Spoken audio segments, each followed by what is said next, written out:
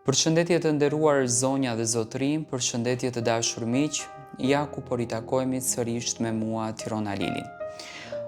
Sot pranë jush do të vi me një rrëfim jashtëzakonisht të dhimbshëm, me një rrëfim që në fakt nuk e kam pritur që ta lexoj në këto rrëfime.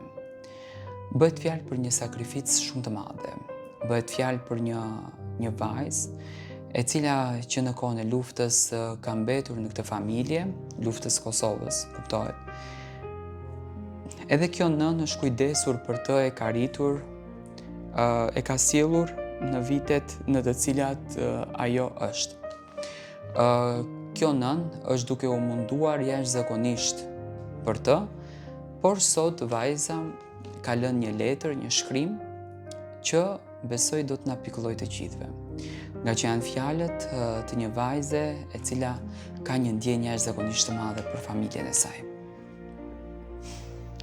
Përshëndetje Tiranë. Unë që po shkruaj, jam një vajzë 34 vjeçe. Me origjinë jam nga Kosova, por jam rritur në Shqipëri. E mbaj mend shumë mirë familjen time. E mbaj mend shumë mirë nënën time, babain tim. Njerëzit të cilët më sollën në këtë jetë.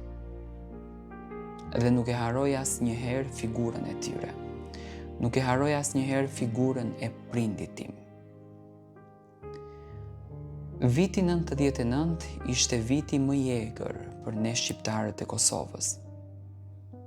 Ai vit ku na ndau me nëna, baballar, ai vit ku na ndau me familje. Ai vit i cili na e shkatërroi jetën. Jeta ime ishte një luftë e vërtetë. Do të thoni ju pse? Sepse që në momentin kur shtëpies tonë ju vu flaka, prindërit duheshte mua të më shpëtojnë dhe unë isha në atë kohë jo e vogël. Isha në vite që mbaja mend. Kemi ikur si të gjithë shqiptarët dhe kemi shkuar në përvendet më të afërta që i kishim. Dhe ne ikëm në një familje në Kukës. Kjo familje që në momentin e parë kur na e hapi derën, na bëri që të ndjeshim si në shtëpinë tonë dhe na priti me shumë dashuri. Është sot po kjo nëna ime, e cila edhe atëherë u kujdes për mua, njëjtë si të ishte në shoqërinë tonë. Ajo që më dha dashuri, ajo që më dha respekt, ajo që më dha ngrohtësi shpirtërore.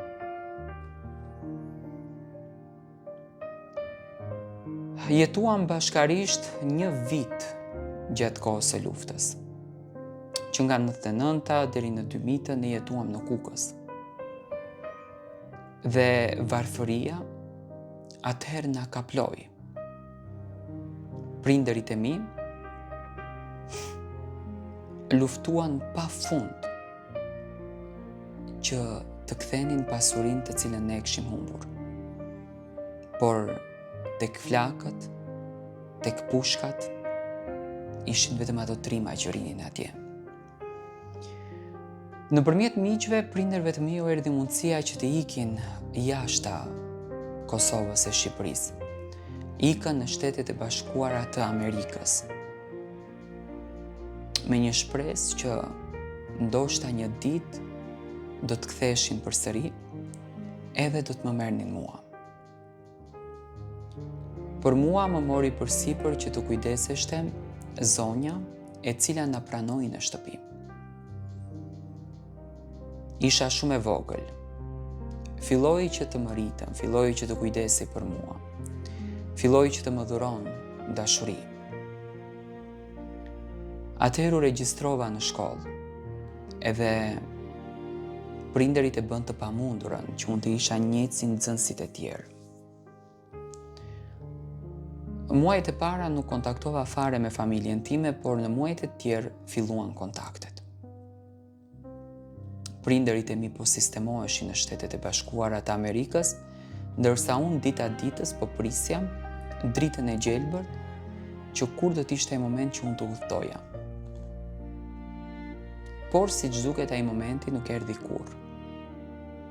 Prindërit e mi nuk erdhën kur për të më dhënë atë mbështetjen dhe për të më marrë në Shtetet e Bashkuara. U bë 1 vit, u bën 2 vite, dhe me patjetër prindërit të cilët tashmë unë i kisha në jetë, zonja dhe zotriu, duheshte të më hedhin në firmën e tyre, për faktin sepse nuk mundesha që të jetoja në Shqipëri pas një lloj dokumentacioni, nga që ne ishim të regjistruar si refugjat.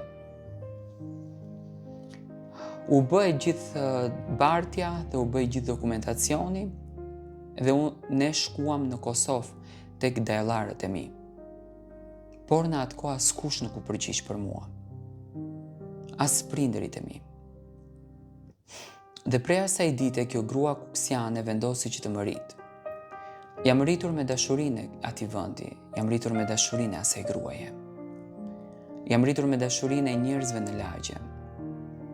Dhe kur vajta 18 vjeç, ika dhe u fejova në Gjermani. U deshën vite për të bërë dokumentacionin, u deshën vite për të gjetur jetën tonë. Dhe muajin tjetër kemi vendosur që të martohemi. Dhe këtë letër e shkruaj pikërisht për këto njerëz, duke ju falenderuar pafund për dashurinë që më dhanë, për respektin që treguan, për mirësinë që treguan, dhe mbi të gjitha, për jetën e bukur që më falën.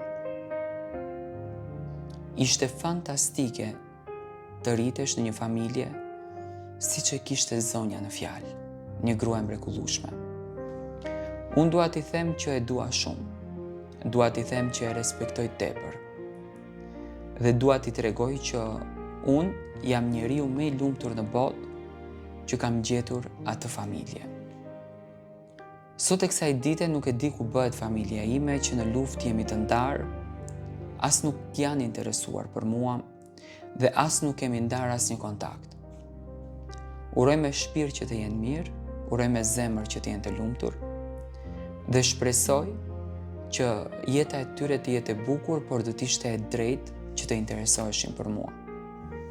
Unë tashmë kam nisur jetën time dhe në këtë dasëm do të kem familjen time të nderuar nga Kuksi. Do të kem dajallarët e mi, tezet e mia që janë të mrekullueshëm. Të gjithë këto janë kuksian, familjen e re që unë e gjeta dhe po jetoj me dashuri. Dhe sot në këtë letër dua t'i them thjesht faleminderit shumë. Kjo ishte letra e kësaj vajze, e cila nëpërmjet fjalëve të saj diti të dhuroj dashuri, emocion, por edhe një familje që harroi.